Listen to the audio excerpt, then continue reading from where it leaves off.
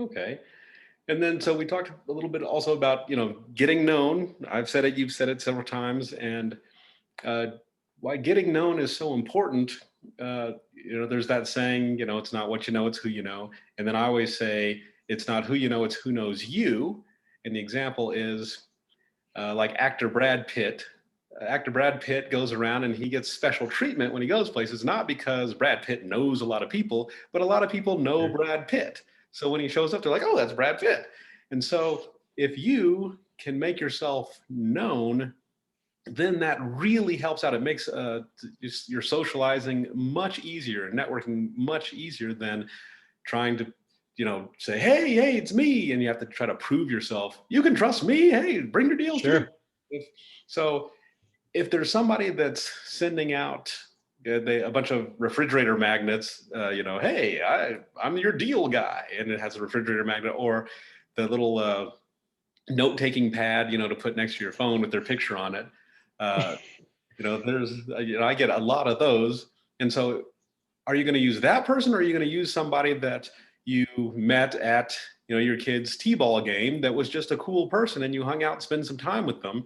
And then when it's time for a deal to occur, you have some knowledge about something. Are you going to call up this stranger that sent you this refrigerator magnet, or are you going to call up the person that you met? You're going to naturally say, well, I know this other person, so I'm going to use them. So it's always Definitely. to be known, right? Certainly. No, certainly. Yeah.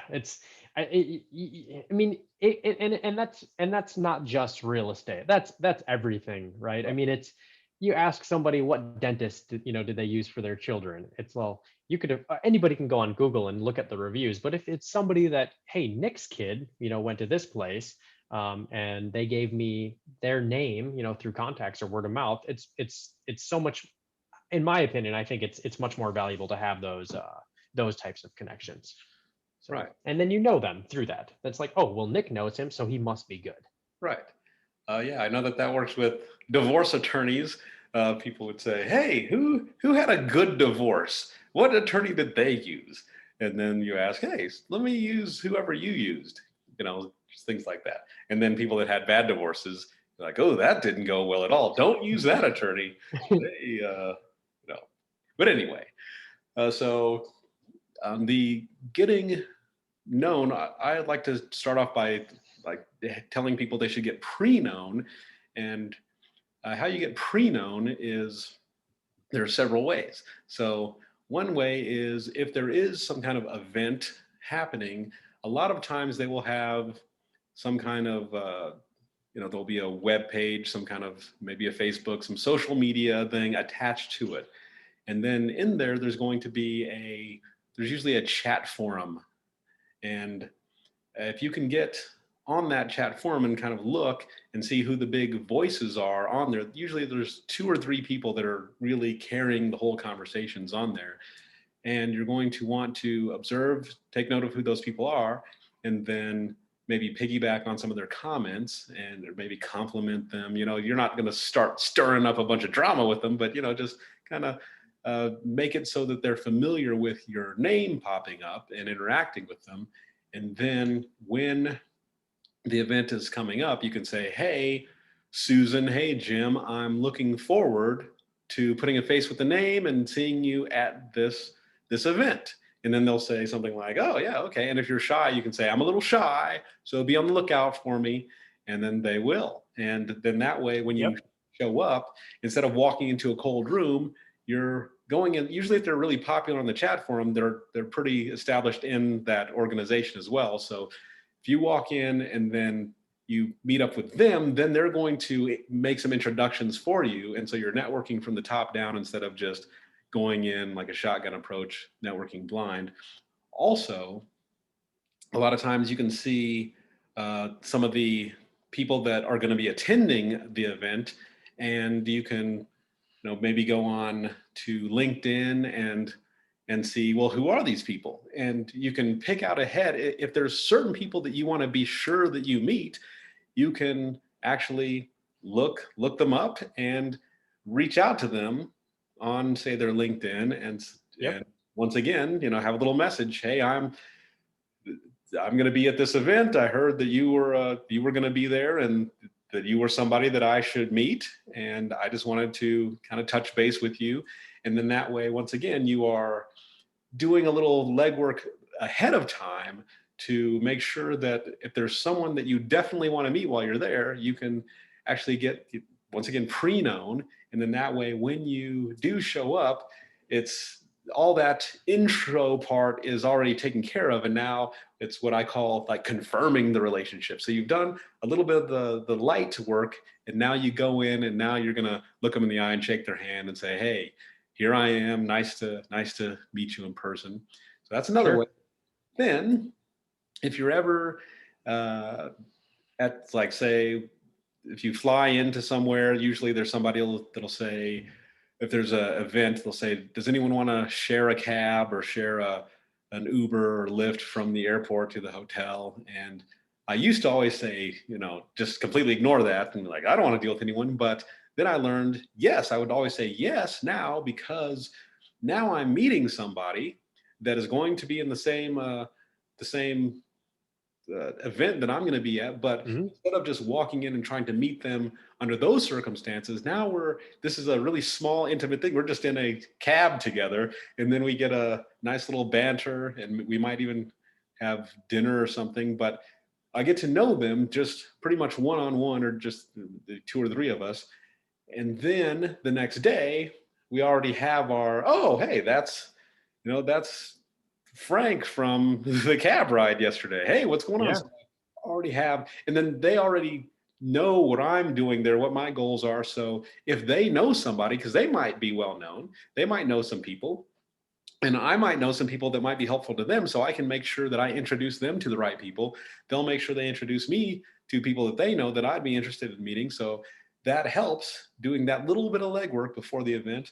Another thing also is, you can just say, and people do this all the time, they'll say, hey, I'm going to, the event is tomorrow, but tonight I'm going to be at this pub having an appetizer and a beer. If anyone wants to come by, please do. And if no one does that, you can be the one that does it. You can say, then you can pick the venue. I want to go to, Outback Steakhouse and sit at the bar and have a bloomin' onion or something. Does anyone want to come by?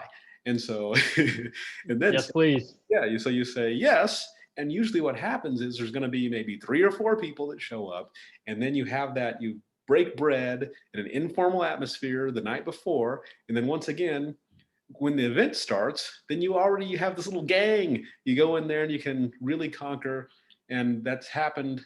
I used to not go out until I would show up at these events, and all these people would say, oh yeah, I'd say, how do these people know each other? And they're like, oh yeah, last night we all went to this Sure. bar. I go, I need to start going out, because then you make that little bond the night Sure. before, and then just makes everything easier the next day. So Yeah. those are some ways to get pre-known. Any two Yeah. cents I mean, throw in on that? absolutely. No, I mean, I think anybody listening to this is also going to feel the same way. If you have that rapport that you've already built, it's almost like if you go away, if you go on a business trip, for example, and you go and you meet some people, it's the same type of thing. You meet them a couple days, you're always much more comfortable and confident going into the actual situation of the work event the next day. It's almost like, oh man, did you see what happened last night with Jimmy over there, over on the side. But you already have a little bit more comfort and confidence going into the actual event. And I think it makes it just a little bit easier to go in and break through that self-imposed limiting belief barrier of, oh, I don't know anybody, I don't know how to really talk to people. You already know. And then it's like, oh, Jimmy, I know that Jimmy, this guy that I just had a great night with, also knows wholesalers, for example, or whatever your realm is. If you like fixing bikes, I know that Jimmy knows how to fix Treks. Let me go bring him to the Trek rep. Hey, this is Shane. He'd like to go and learn about Trek bike repair or something. But it's absolutely the same way. The whole getting pre-known thing. That's something I learned from you. Back when I took your course. And when I go to events, even now, like when I go on Meetup.com and I join these events that I like to go to, it always shows the attendees that are on the meeting. And exactly like you said, if it's professional based, so I'm in IT as well. So some of the other events that I like to go to that pique my interest are like hacker events or some type of cybersecurity events. And most of those people are on LinkedIn, and most of them have a presence on some various type of IT related portal, GitHub or whatever. And you can find them and you can go and see, well, what are their background? What is their credentials? And then you can already start reaching out to them and see what they're talking about. And then you can already start to build your own kind of one-way rapport with them to know what they already have a good understanding of in their education base, their history, their experience.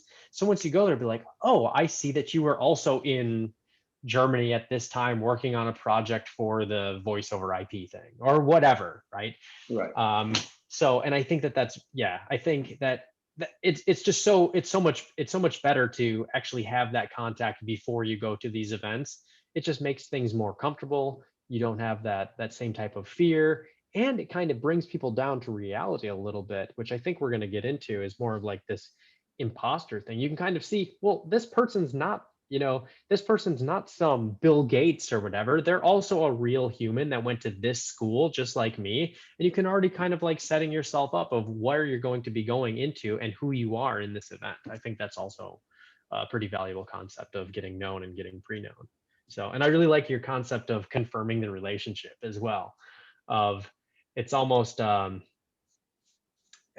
so it's you spoke to them virtually, or you were on a Facebook group, but then you're putting the name to the face now. It's kind of the opposite. You're going in there and then you're able to meet, oh hey, yeah, we were writing about whatever on that Facebook group. How's it Right. going? And then it's kind of like solidifying it. So doing that handshake.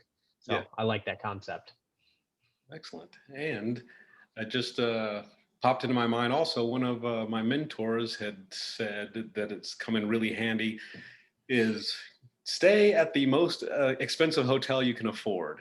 And the reason being, because you'd say, well, I want to stay at the Motel 6. Why can't I stay there? Well, the reason being, at the most expensive hotel, you don't have to get the presidential suite there. But if you just get the room there, what can happen is you are meeting people that might be able to move the needle in your business or anything that you're doing, because you're usually at these expensive hotels, there's a lot of people that are high achievers. There's a lot of people that are action takers that are doing things, and the chances that you might meet somebody that of influence that might actually be able to add some value to you, you can add some value to them while you're out either at the gym there or by the pool or at the bar. It's much higher than if you are staying at the Motel 6 or something like that, to Sure.